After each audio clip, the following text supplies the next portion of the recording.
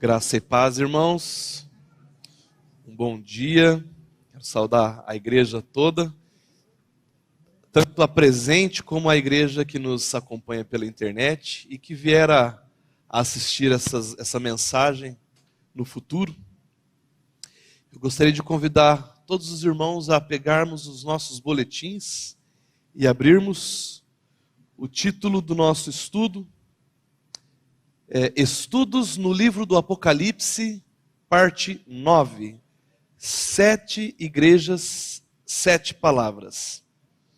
Vamos ler juntos o texto base que se encontra no alto do boletim.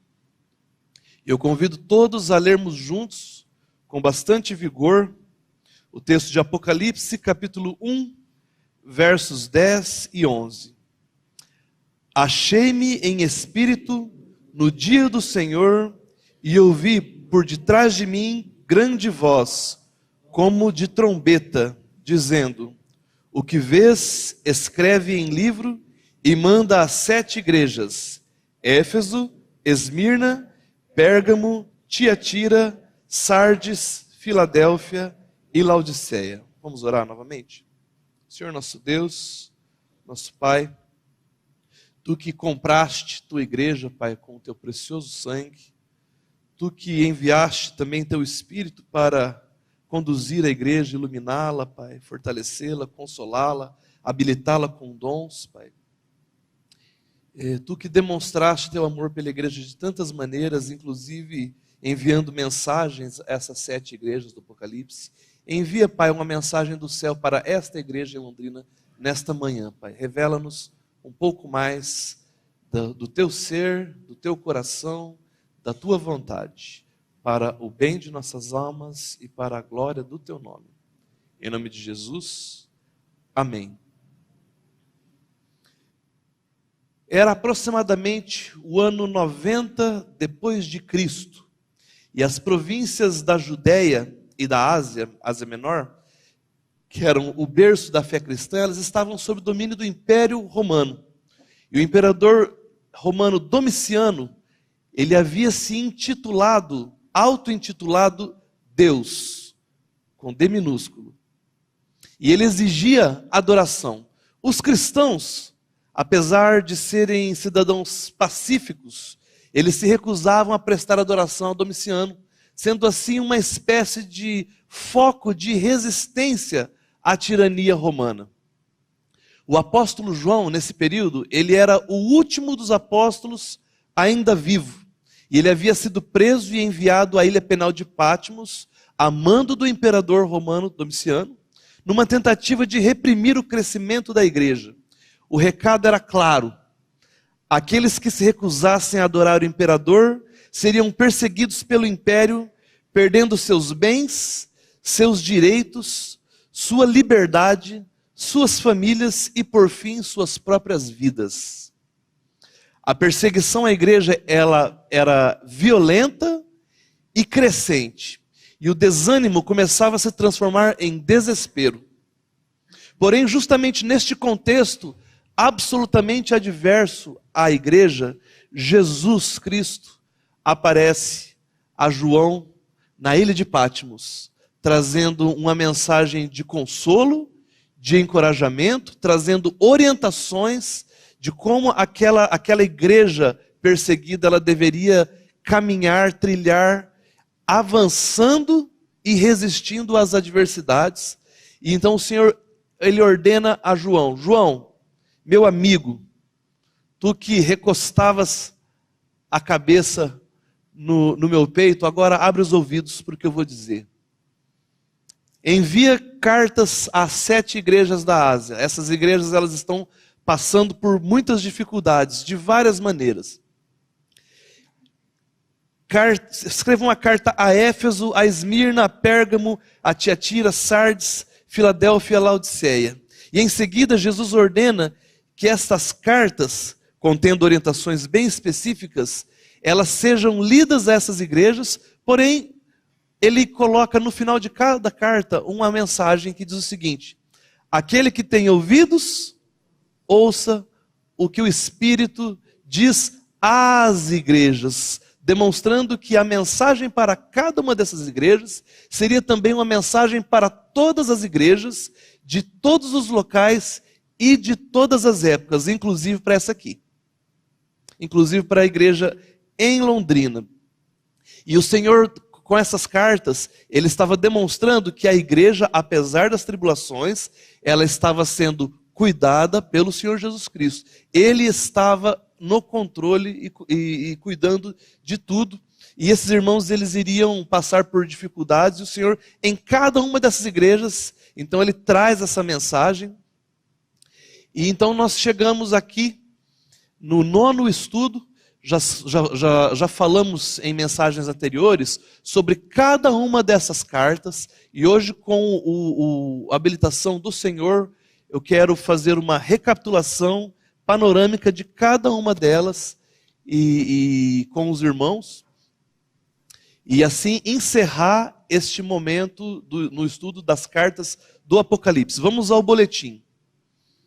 Nos estudos anteriores desta série, abordamos cada uma das cartas enviadas por Jesus às igrejas da Ásia Menor, a saber, Éfeso, Esmirna, Pérgamo, Tiatira, Sardes, Filadélfia e Laodiceia.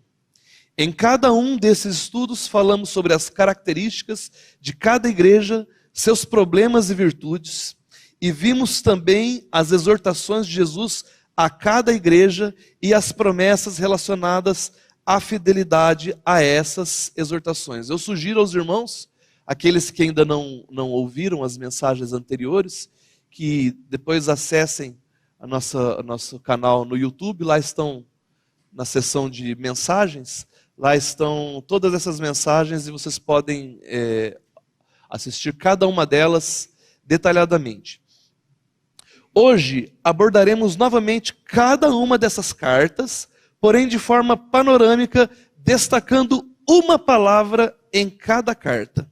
Essas palavras destacadas são fundamentais para a manutenção da vida, testemunho e glória de Deus na igreja em todos os tempos, inclusive para a nossa comunidade, hoje aqui, porque são verdades perenes e urgentes. A primeira carta à igreja em Éfeso. Nós vamos ler um versículo ou uma parte de um versículo de cada carta dessa. Não seria possível ler todas as cartas novamente, nem possível e nem necessário. Mas no capítulo 2, verso 4, diz assim, a igreja em Éfeso: tenho, porém, contra ti que abandonaste o teu primeiro amor.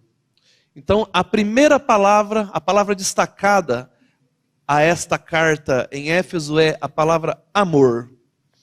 Éfeso é a igreja mãe das demais igrejas da Ásia Menor. Foi a partir do trabalho missionário de Paulo e seus cooperadores em Éfeso que as demais igrejas do Apocalipse foram plantadas.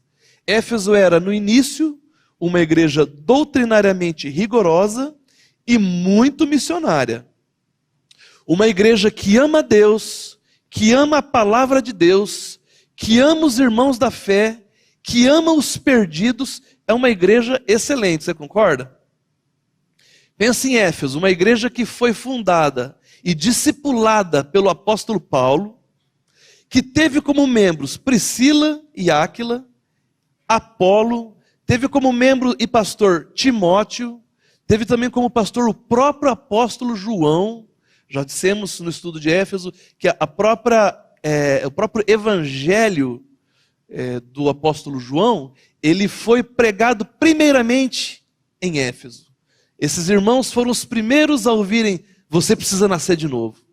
Porque Deus amou o mundo de tal maneira que deu o seu Filho unigênito, para que todo aquele que nele crê não pereça, mas tenha a vida eterna. O evangelho, possivelmente, o evangelho de João, é o resultado das pregações de João na igreja em Éfeso. E por fim, uma igreja que teve a própria Maria, mãe de Jesus, como membro. É uma igreja excelente, concordam? Uma igreja que funcionava muito bem em todos os sentidos. Porém, meus irmãos, ao boletim, em sua carta, Jesus deixa claro que esta igreja abandonou o seu primeiro amor. relacionando esse amor à prática das primeiras obras. E quais eram as obras de Éfeso que aparecem em Atos e nas epístolas de Paulo e que não aparecem na carta de Jesus no Apocalipse? Jesus elogia o zelo doutrinário dos Efésios, mas nada fala do seu zelo missionário. Vocês lembram que na carta aos Efésios, Jesus, ele elogia esses irmãos que eles foram capazes de resistir à doutrina dos nicolaítas, à doutrina de Balaão. Eram irmãos preparados doutrinariamente. Porém, uma igreja que 20, 30 anos atrás, em relação à carta de Jesus, estava plantando igrejas em toda a Ásia Menor e era elogiada por isso, na carta de Jesus aos Efésios, não é citado nada sobre o seu zelo missionário. O principal amor de uma igreja, meus irmãos, ele é voltado a Cristo. E a principal obra daqueles que amam a Cristo é a edificação da igreja e a proclamação do evangelho aos perdidos. Uma igreja fechada em si mesma abandonou o primeiro amor. Missões não é um assunto entre outros assuntos da igreja. É como se Jesus dissesse assim: Éfeso, onde é que está a obra missionária, Éfeso? Vocês eram tão vigorosos nas missões, né? Você prega somente para os de casa, Éfeso. Cadê o amor?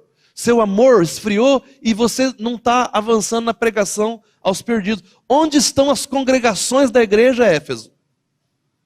Onde estão os pontos de pregação da igreja, Éfeso? Onde estão os seus missionários? Cadê o núcleo de missões da igreja?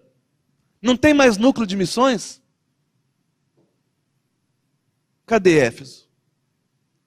Vocês pregam muito bem para vocês estão muito preparados, aí não há espaço para a heresia, e não deve haver mesmo, mas cadê a proclamação? Cadê as viagens missionárias, Éfeso? Éfeso, arrepende-te e volta à prática das primeiras obras. As primeiras obras, elas estão relacionadas ao primeiro amor. Todas as cartas do Apocalipse, elas terminam com a mesma frase, e nós iremos enfatizá-la bastante hoje. A respeito de missões, que não é um assunto secundário na igreja. Não é um assunto secundário na igreja. Éfeso, quem tem ouvidos, ouça o que o Espírito diz às igrejas. Carta à igreja em Esmirna. A palavra para Esmirna é fidelidade. Todos juntos. Sê fiel até a morte e dar-te-ei a coroa da vida. Os irmãos em Esmirna não receberam crítica alguma de Jesus. Eles eram zelosos da doutrina e na vida prática, sendo assim capacitados por Deus a suportar as perseguições mais variadas. A orientação de Jesus a eles era: permaneçam fiéis, mesmo que isso lhes custe a vida. O cristão precisa ter coragem para, diante das pressões e das circunstâncias do mundo, não negar sua fé com palavras ou atos. Ser fiel até a morte não significa você seja fiel a sua vida inteira, até quando você ficar velhinho e morrer. Não, não é isso. Também é isso. Mas ser fiel até a morte significa ser fiel mesmo que isso custe a sua vida. Mesmo que você precise morrer por causa disso. A vida cristã, amados, em muitos momentos ela requer coragem. Eu já ouvi um pregador dizer que todo cristão, ele tem que estar pronto para orar, para pregar e para morrer. Você concorda com isso? Você está pronto para pregar, para orar e para morrer? O que significa fidelidade? Fidelidade é a atitude de quem é fiel, de quem tem compromisso com algo ou com alguém. Ser fiel até a morte significa permanecer firme na fé em Jesus de forma confessional e prática, ainda que isso custe a sua própria vida. É não negar, não retroceder, não negociar a fé em Deus em hipótese alguma. Quer seja numa arena romana, quer seja num tribunal ou mesmo em uma sala de aula de uma faculdade. Eu já falei aqui em reuniões anteriores que uma pessoa próxima a mim que estava cursando Direito, no primeiro dia de aula dele numa faculdade conhecida daqui de Londrina, faculdade particular, inclusive. Não é faculdade pública não, gente. A pública a gente sabe que isso acontece, mas na particular também. No primeiro dia de aula dele, o assunto da aula era o quanto a fé cristã havia atrasado a educação da humanidade, o desenvolvimento da humanidade. O professor estava falando isso dentro de uma sala de aula de uma faculdade fundada por um pastor que pertence a uma igreja e dizendo que a fé cristã atrasou a educação. As igrejas foram as que mais fundaram escolas, faculdades, universidades no mundo inteiro. E ele estava dizendo, e os alunos ouvindo aquilo, e como há todo um ambiente cultural preparado para você receber isso como uma verdade, eles estavam aceitando. E essa pessoa próxima a mim acendeu a luzinha amarela, isso aí que está errado. Que a nossa luzinha não seja vermelha. Porque ser fiel até a morte, amados, no Brasil nós temos liberdade, ainda temos. Não sabemos até quando, né? Nós vemos o mundo, não é o Brasil, o mundo todo, caminhando numa direção a restringir as nossas liberdades enquanto pessoas de Deus. Mas nós ainda temos essa liberdade. Talvez você não esteja, você não será um mártir, você não irá morrer pela fé cristã. Mas nós precisamos reafirmar esses valores. Aquilo que nós cremos, aquilo que nós somos. O mundo, ele será cada vez mais hostil à fé cristã, mas não com a nossa anuência, concorda? Amém, meus irmãos?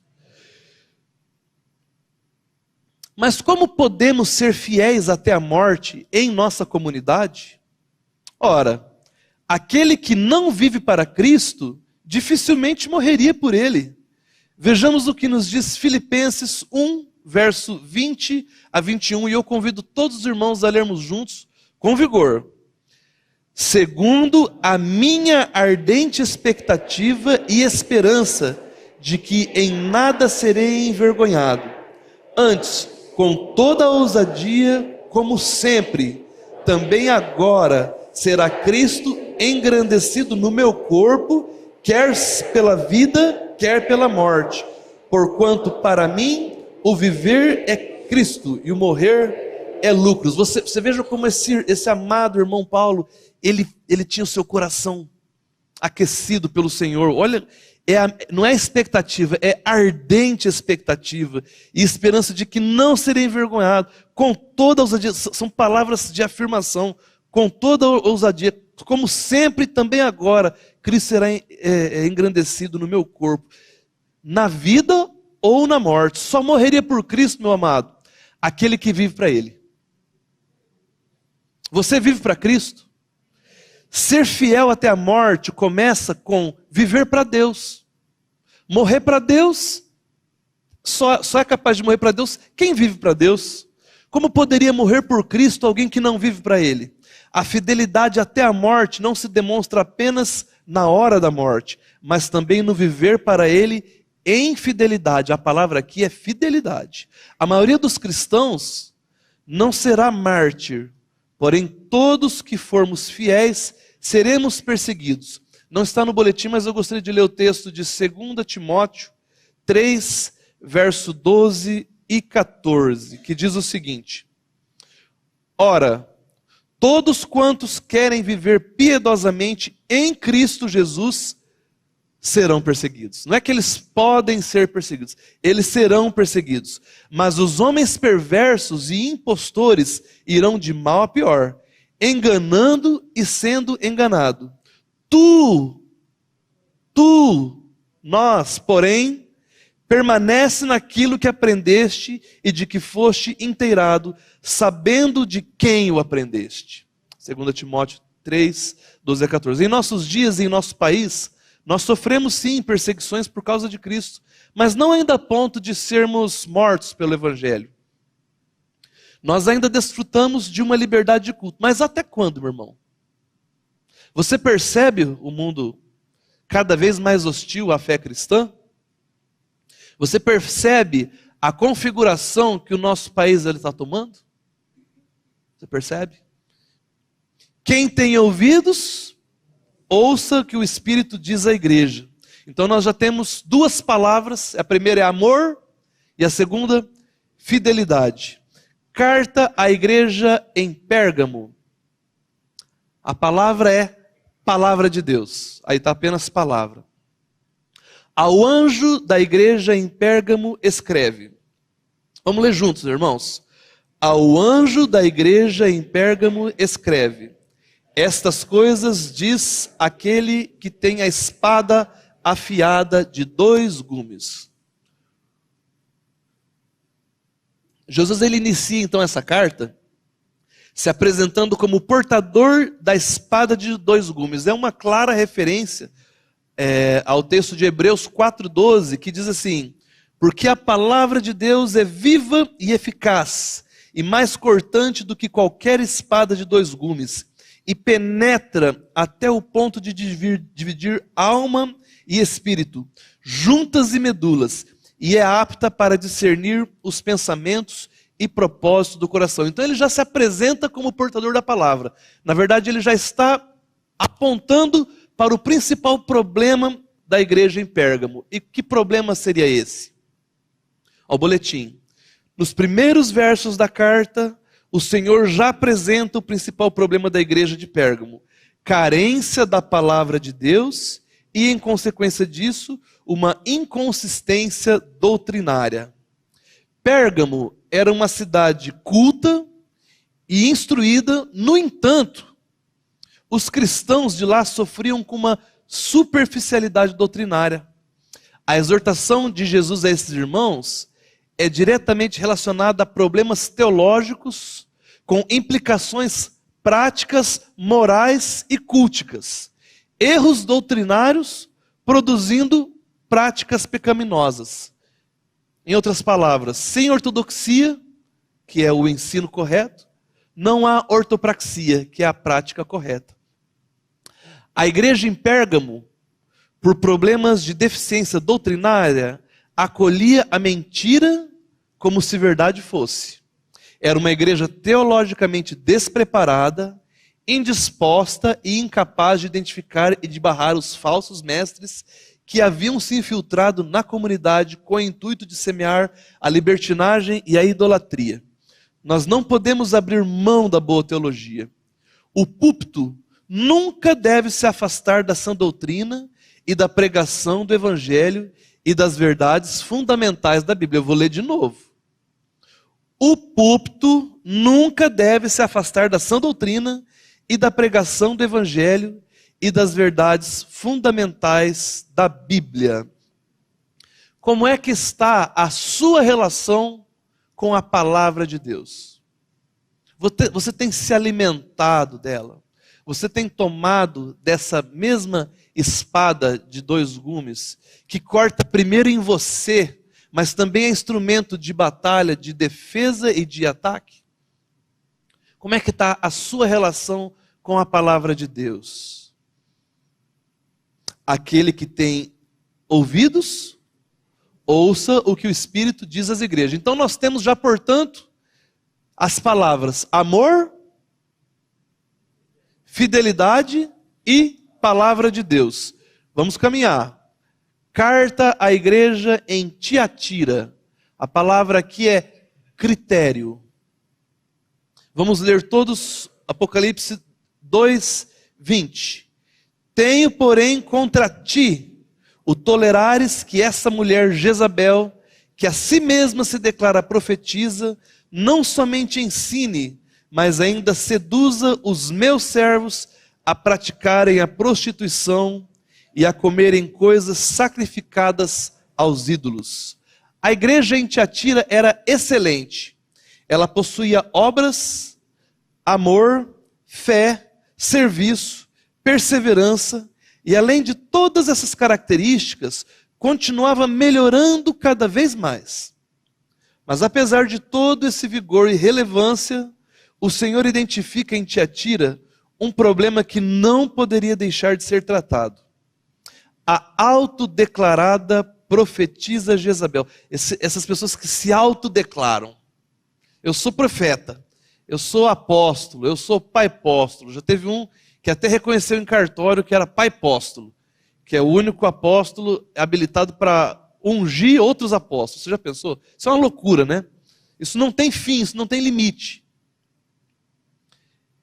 E então ela se autodeclara profetisa, Jezabel. Ela estava ensinando heresias àqueles irmãos, e pior, com a anuência da liderança da igreja.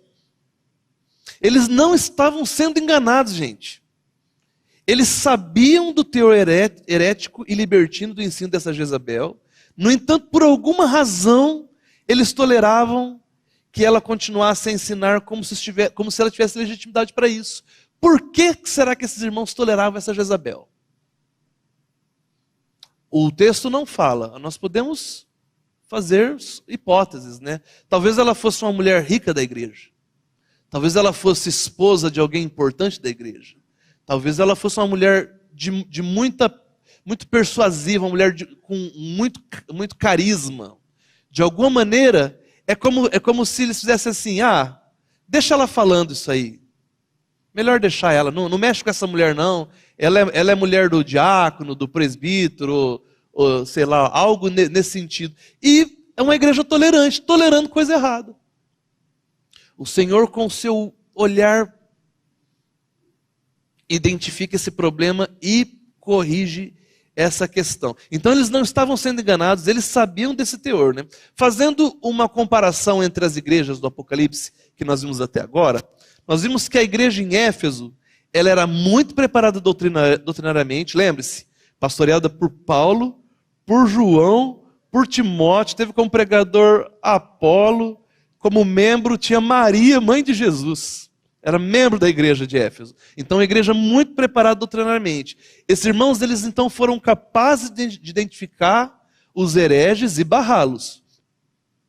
A igreja em Esmirna também possuía muito zelo doutrinário e mesmo em face de grande perseguição, se mantivera fiel.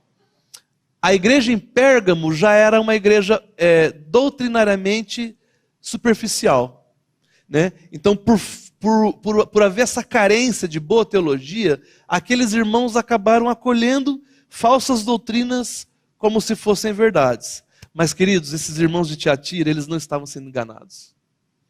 Eles identificavam as heresias, porém, por conveniência, eles a toleravam. Uma igreja tolerante.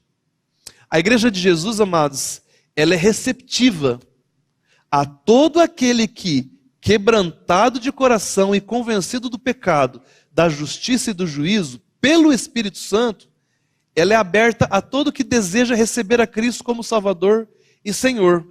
No entanto, amados, para garantir que essas pessoas não se convertam, vejam, se convertam a sofismas. Todo mundo sabe o que é sofisma? Sofisma é uma mentira, mas que é muito parecida com verdade. É uma mentira que, se você bobear, ela passa.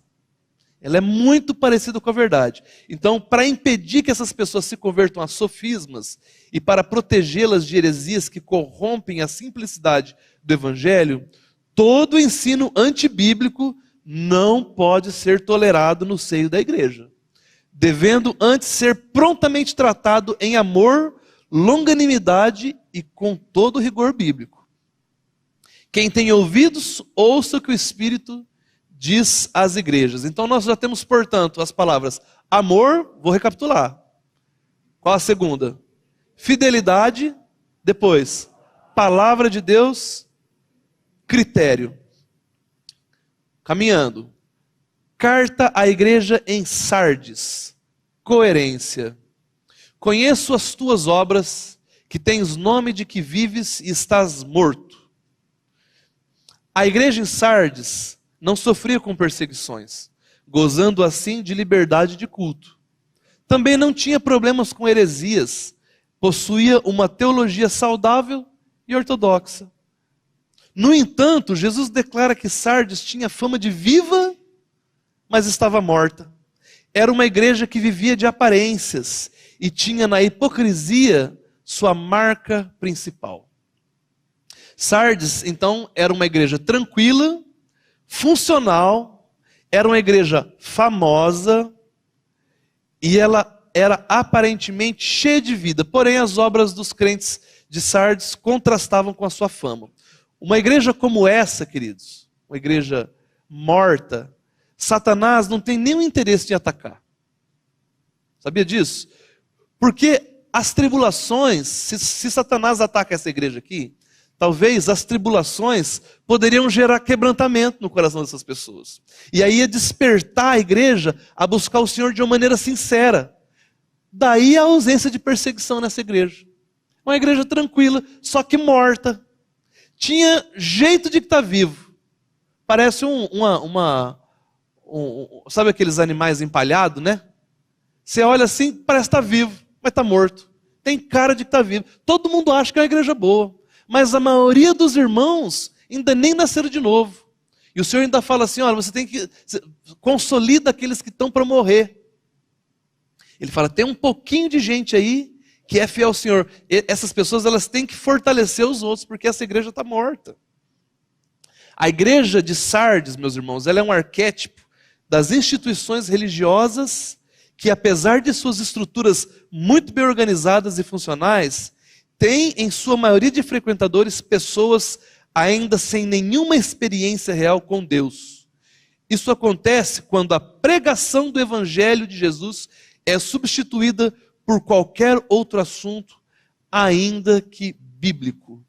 Você faz uma igreja cheia de atividades, e a mensagem é aquela mensagem de massagear ego, de que tudo vai dar certo, de 10 passos para isso, 10 passos para aquilo, né? 10 passos para ir para o inferno.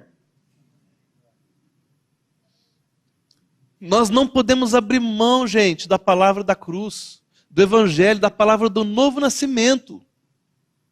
Porque senão nós vamos ter pessoas muito bem igrejificadas, porém sem vida. Tem cara de que está vivo, mas está morto.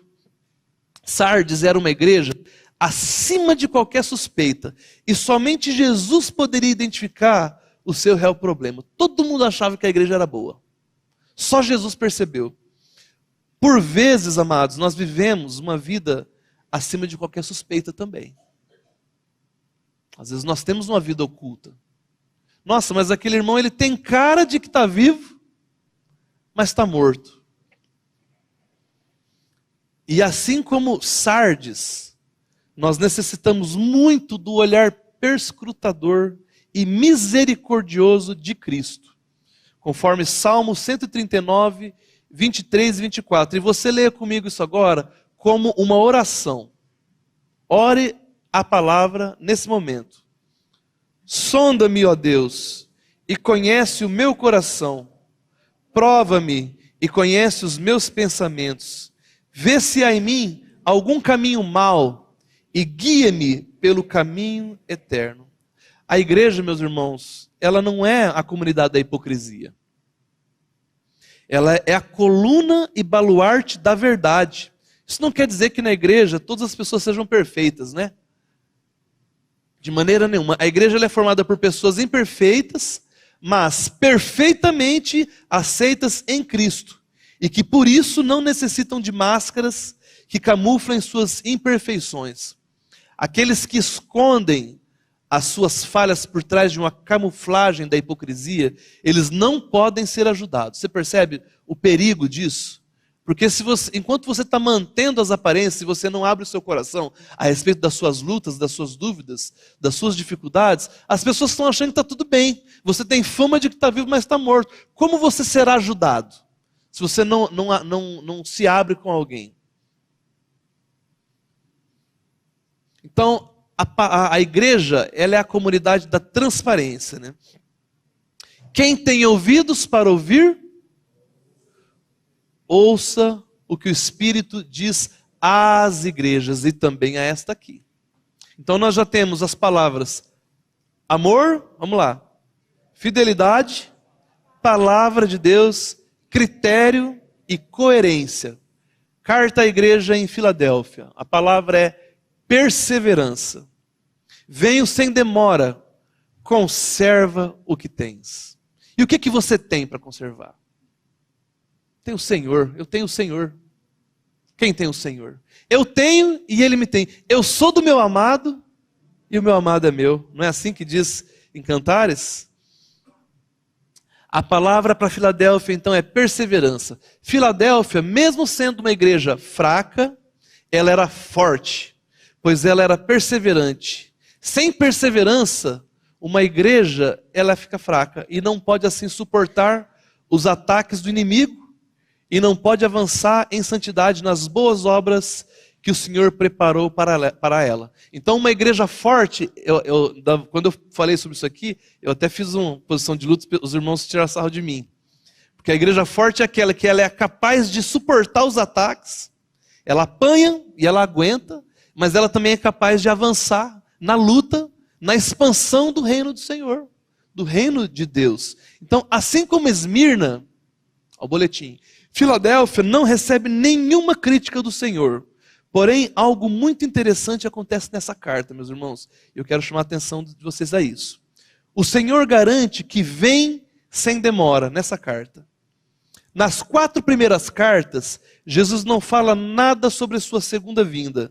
Porém, na 5ª carta endereçada a Sardes, Jesus anuncia que irá voltar. Ele diz assim: porquanto, se não vigiares, virei como ladrão, e não conhecerá de modo algum em que hora virei contra ti. Isso é Sardes, a anterior. E na última carta, que vai ser a posterior, endereçada a Laodiceia, ele anuncia que já está às portas. Eis que estou à porta e bato. Então, primeiramente, ele anuncia que vem como ladrão, depois ele diz que vem sem demora, e por último ele diz que já está às portas. Há uma clara progressão na revelação da volta de Cristo nas cartas do Apocalipse, e nos capítulos seguintes do livro vemos a volta triunfal de Cristo precedida por uma série de acontecimentos de proporções universais, né? Existe uma linha de interpretação das cartas do Apocalipse, eu não pretendo me aprofundar nisso, não é o meu encargo, mas que sugere que as cartas do Apocalipse elas são fazem menção da linha do tempo na história da igreja. E que nós estamos hoje em Laodiceia. É a última carta. É a carta em que Jesus já está na porta, já está à porta. Sardes, ele anuncia que vai vir como ladrão. Ó, eu vou voltar. Filadélfia, ele já fala que já está próximo. Venho sem demora. E em Laodiceia, eu já estou na porta. Meus irmãos, isso tem que encher o nosso coração, primeiramente, de alegria, mas também de temor. Temor não de medo, mas temor de respeito, para que nós possamos nos posicionar aquilo que o Senhor tem falado aos nossos corações. Essas palavras que nós estamos tratando aqui, não são apenas para aquelas igrejas, são para as igrejas, para a igreja de Londrina, e são para cada um de nós aqui. Amém, meus irmãos? Quem tem ouvidos, ouça o que o Espírito diz às igrejas. Então nós já temos, portanto, as palavras amor, fidelidade, palavra, critério, coerência e perseverança. Vamos então à última carta. Carta à igreja em Laodiceia. A palavra é centralidade. Eis que estou à porta, todos juntos. Eis que estou à porta e bato. Se alguém ouvir a minha voz e abrir a porta, entrarei em sua casa e cearei com ele e ele comigo. Laodiceia era uma igreja que gozava de liberdade de culto e de prosperidade, muita prosperidade material. No entanto, havia se tornado morna. E por quê? A mornidão de Laodiceia se deu por pelo menos 2 razões.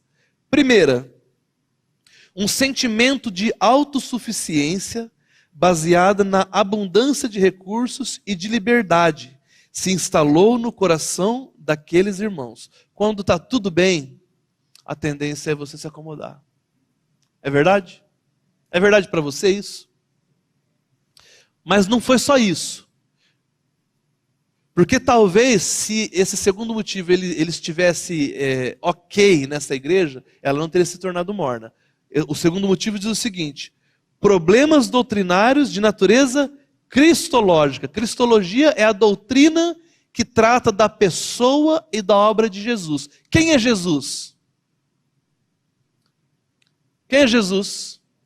É o nosso Salvador, nosso Senhor. Ele é o próprio Deus, é o Filho de Deus, a segunda pessoa da Trindade, que veio aqui nessa terra efetuar essa obra esta que somente Ele poderia fazer.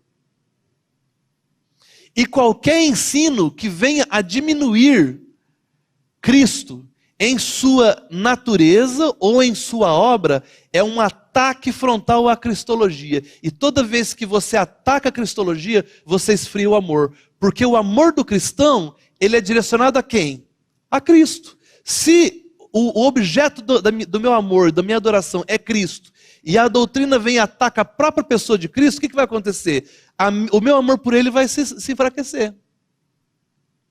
Já falei na reunião anterior, uma vez eu vi numa livraria assim, um título, esses livros de livraria, né? Cada vez piores, né?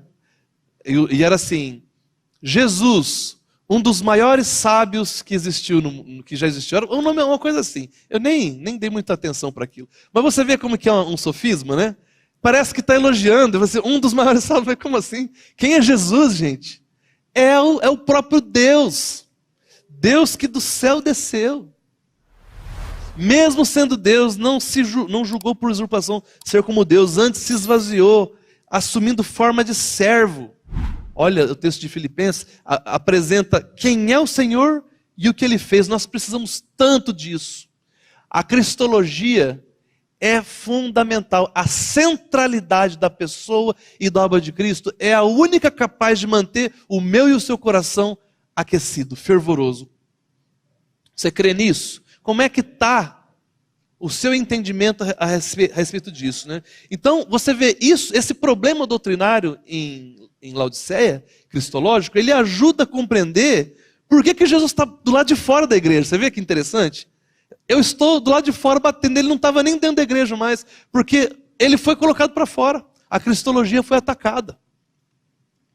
A carta de Jesus à igreja em Laodiceia, então ela traz sérias advertências e sua mensagem é atualíssima. Atualíssima, meus irmãos. Parece que não, né? Eles colocam Jesus em pé de igualdade com outros líderes religiosos. A Jesus, Maomé, Moisés, olha só. Coloca até o Moisés. Moisés acho que ficaria muito bravo com isso, né? Coloca o Moisés junto com Jesus, em pé de igualdade.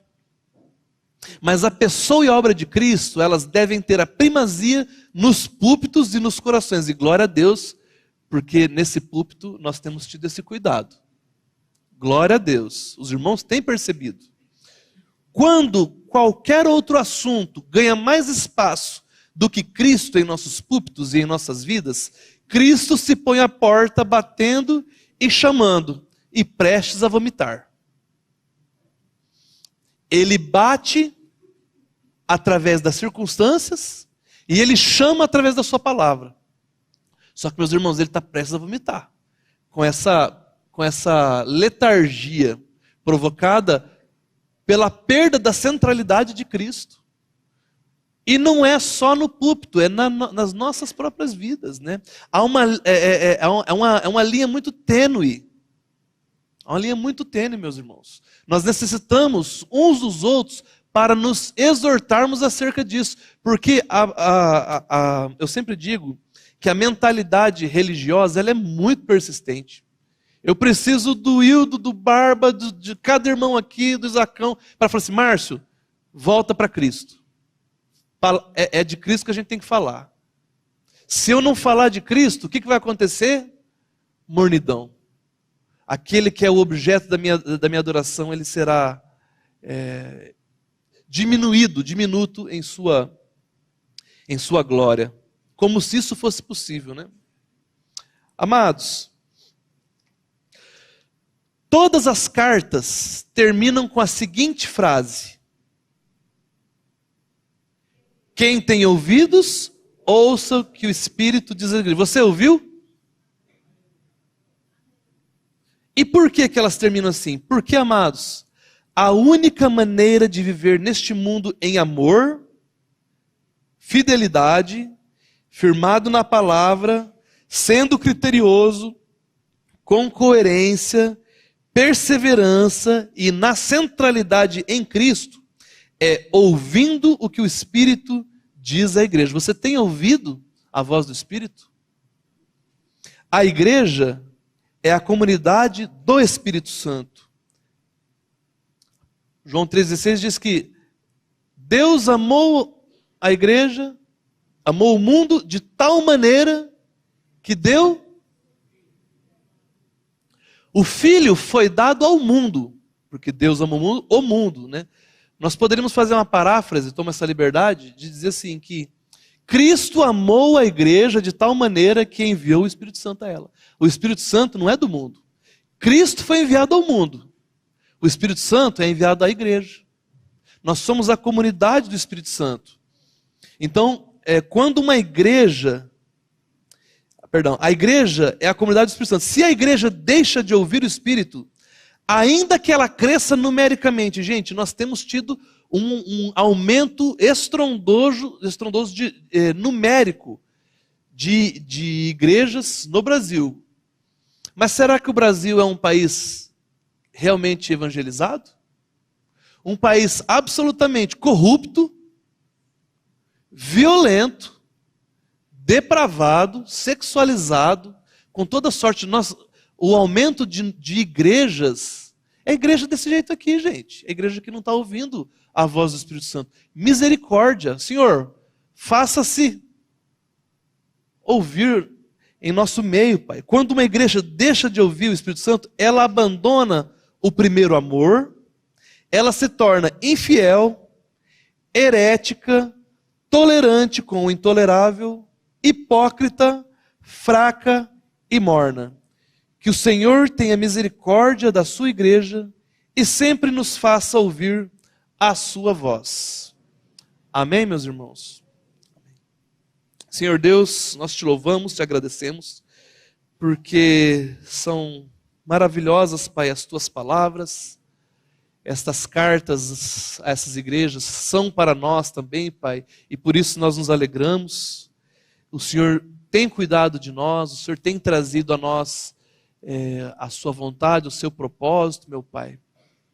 E te pedimos, Pai, por misericórdia, Pai, que essas palavras que foram trazidas hoje, elas não se percam nos nossos corações, no meio de muitos outros pensamentos, mas que elas queimem, Pai, no meu coração e no coração dos meus irmãos aqui, gerando, Pai, arrependimento, gerando compromisso, gerando santificação, avanço no Evangelho, Pai, para a glória do Teu nome e para o bem das nossas almas. Em nome de Jesus, amém.